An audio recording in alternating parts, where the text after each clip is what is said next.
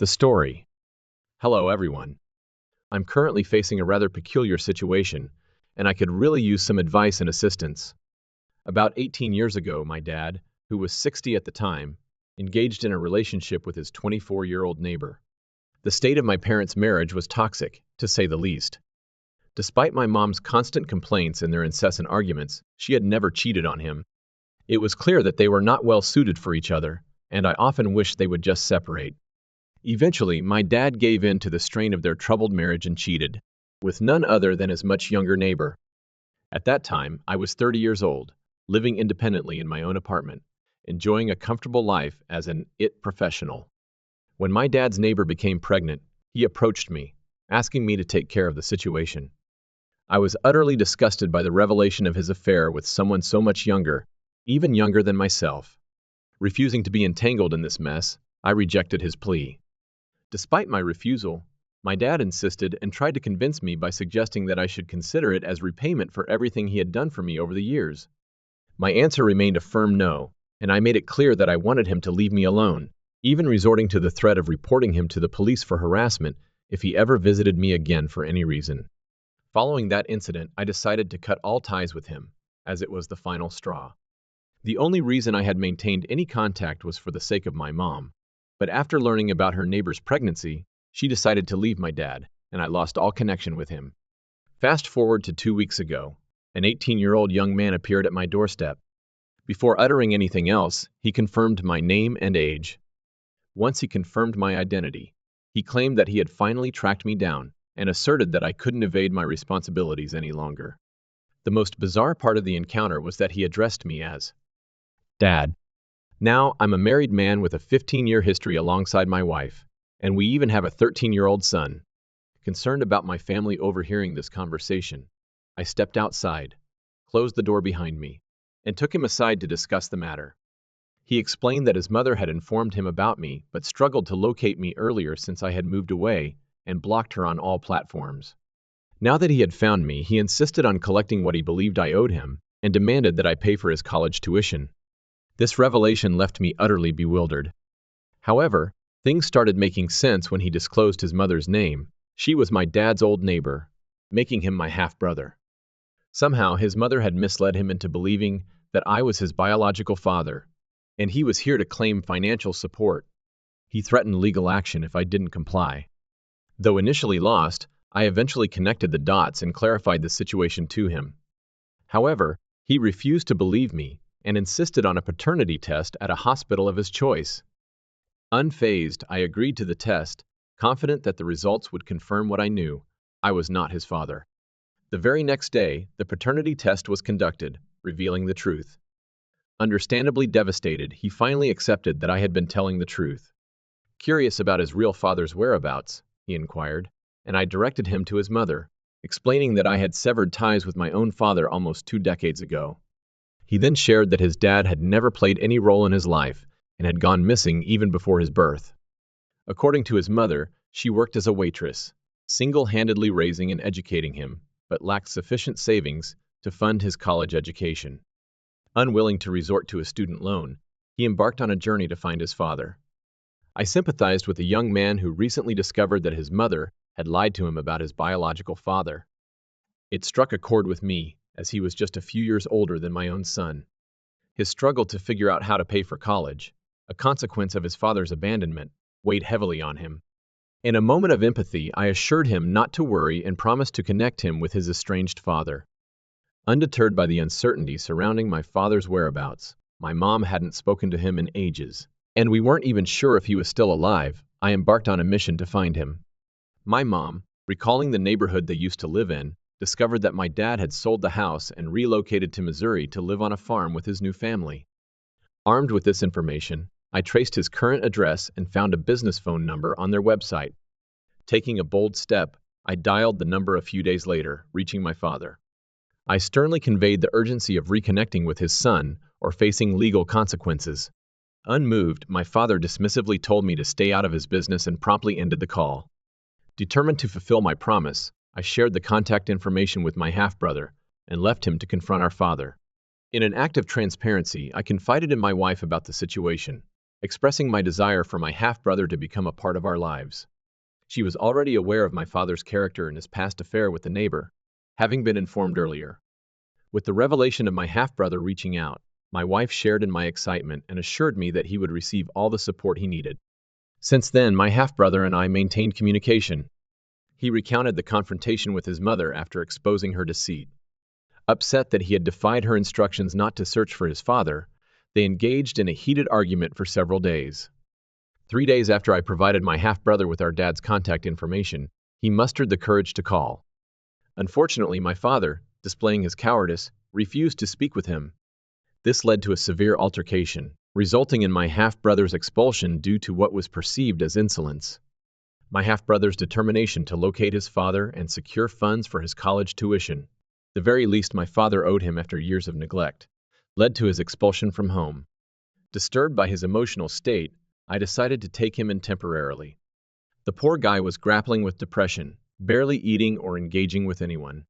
He expressed a reluctance to pursue college, fearing he'd burden everyone around him. Despite being a bright kid with a promising future, he seemed on the verge of giving up due to the actions of his irresponsible parents. In an attempt to support him, I suggested student loans, but he rejected the idea. I even offered to handle his tuition expenses, but he declined, stating he couldn't let me do more favors for a virtual stranger. Though it had only been 2 weeks since he entered my life, I couldn't shake off the guilt and sympathy for his predicament. He resembled my own son, and witnessing a young person endure such extreme upheaval was disheartening. He was lost and overwhelmed, understandable given the tumultuous events of the past 2 weeks. Concerned for his well-being and recognizing his longing for his mother, I decided to pay her a visit before heading to work. I knew she still resided in the same house, inherited from her late uncle, sparing her from rent expenses. The upscale neighborhood was an added bonus. However, the encounter was far from pleasant. She greeted me with hostility, refusing to invite me inside, which suited me fine, as I wasn't a fan of hers either. I informed her that her son was staying with me and urged her to speak with him urgently. Instead of showing concern for his emotional state, she erupted in anger, accusing me of meddling in her family's affairs. She went on to claim that she had been arranging the money herself, justifying the lie to shield her son from painful truths. She explained that her own father was roughly the same age as my dad. Now that her son knew his grandfather and father were of similar age, their relationship had crumbled, and he couldn't look at her the same way. According to her, I had created chaos by revealing the truth about his real father, and she accused me of intentionally trying to strain her relationship with her son, insinuating that it was payback for her role in my parents' divorce. The thought hadn't crossed my mind, but even after denying any malicious intent, she remained convinced that I was to blame for the situation. She argued that I had no right to disclose the truth, even if he had approached me first, and insisted that I should have involved her from the beginning. With that, she slammed the door, leaving me to ponder the consequences of my actions. As I continued my work, her accusations lingered in my mind. I questioned whether I had indeed mishandled the situation. It was a dilemma, whether I was in the wrong for telling my half-brother the truth about his real father. I grappled with the uncertainty, unsure if her perspective had validity, or if I had genuinely acted out of concern for my half-brother's well-being. Am I the a-hole for disclosing the truth to my half-brother about his real dad? Update 1. Hey, everyone. I appreciate your kindness and support during this challenging time. The past few weeks have been quite tense, to say the least.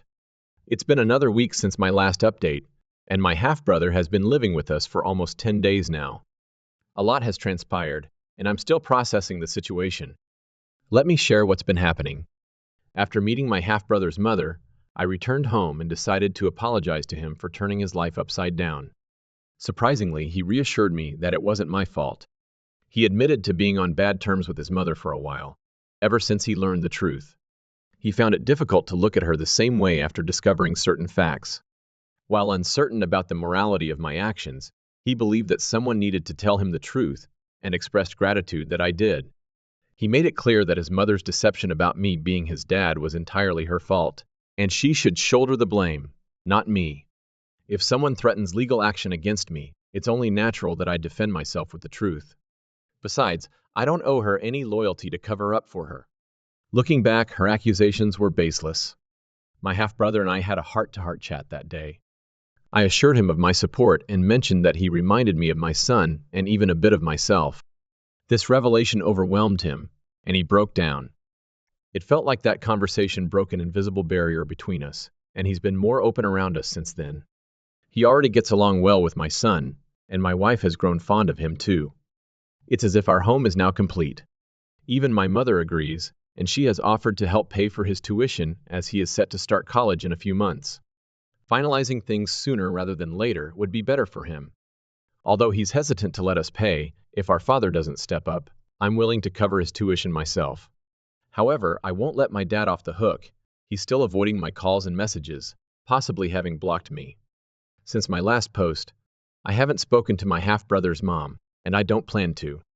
If she was heartless enough to kick her son out just because he was struggling with the truth, I doubt she'd be willing to be involved in his life anymore. My half-brother also shared with me that his mother has blocked him, and she hasn't made any effort to communicate with him. It seems that door is currently closed.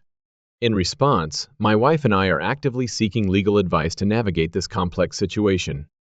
We're cautious not to take any steps that could jeopardize our chances of getting my dad to fulfill his financial obligations to his younger son. The situation is tricky because my half-brother is technically an adult now, and legally, my dad isn't obligated to provide for him. Despite this, we are exploring potential legal options. However, I'm perplexed by my dad's comfort in contacting his ex, especially after expressing dissatisfaction with my half-brother's call to his mother. It suggests they might still be in touch, but the reason for maintaining contact when he seemingly wants nothing to do with his son eludes me. I may need to delve into this matter when speaking to my half-brother's mother again. Navigating these complexities, I'm putting in efforts to communicate with my dad instead. I'm reluctant to return to her house and endure potential humiliation once more. I find her demeanor loud and crass, and I strongly dislike the kind of person she is. The weight of the situation is overwhelming, and I'm grappling with where to begin addressing these issues. Update 2. Alright, so I revisited my parents' old neighborhood to have a conversation with my half-brother's mother. Thankfully, this time around she was more reasonable, and didn't hurl baseless accusations at me. It seemed like she regretted the way she had pushed her son away, and expressed a desire to reconnect with him. However, she realized she had to go through me to make that happen. Now that she was more pleasant, I took the opportunity to inquire about her communication with my dad. She admitted that they had been in touch all along. After my parents' divorce, my dad had relocated to Missouri. She had decided to raise her son on her own, and my dad had offered to send her a certain amount of money every month to assist her. However, the condition was that he should never find out the truth about being the real dad. It wasn't that he feared his youngest son would come asking for money, rather, he was concerned about the emotional aspect of it. He simply didn't want the responsibility of dealing with another child at his age. So, he continued sending her money every month as long as he didn't have to assume the responsibility of raising another child. She was okay with this arrangement, but they hit a roadblock when it came to college. She insisted that my dad cover the entire tuition fee, but he wasn't willing to do so. They argued about who would foot the bill. My dad claimed he had kept his word by sending the required amount every month without fail. Still, he couldn't provide the entire upfront sum needed for his son's college expenses. He suggested increasing the monthly amount, but she wasn't ready to agree to that.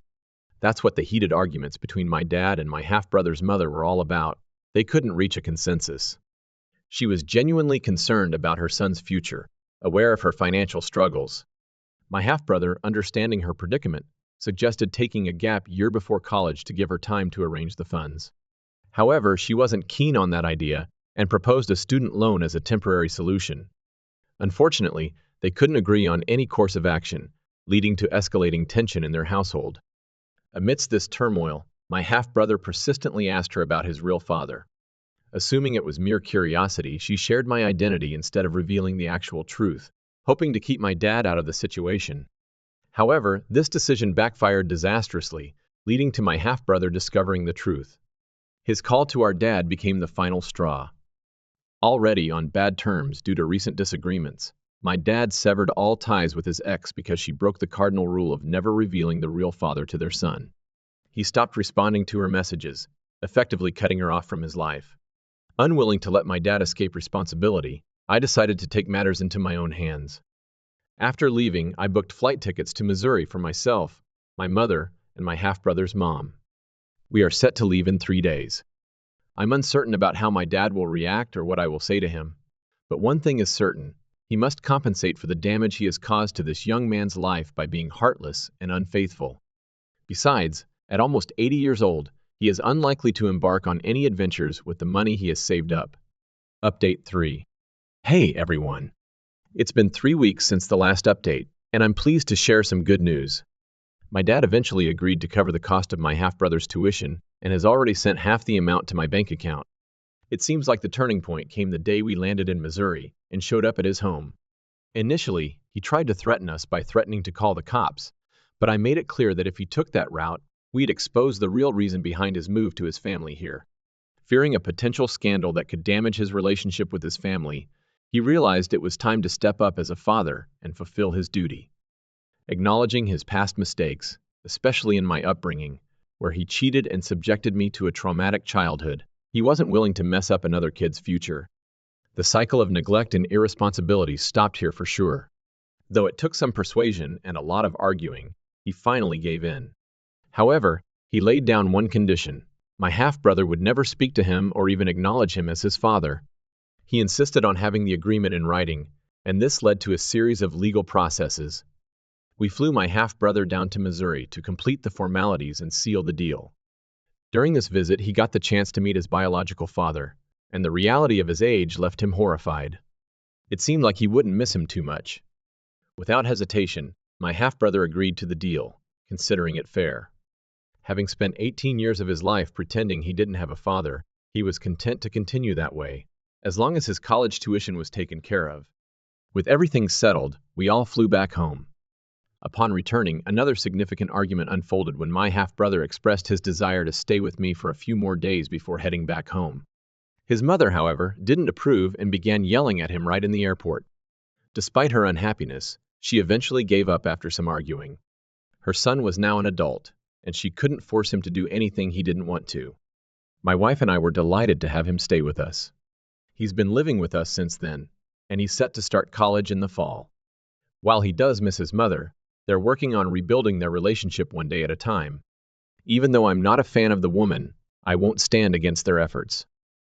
Our family situation is undoubtedly unusual, but I've come to accept it. Stay tuned for more stories from our channel.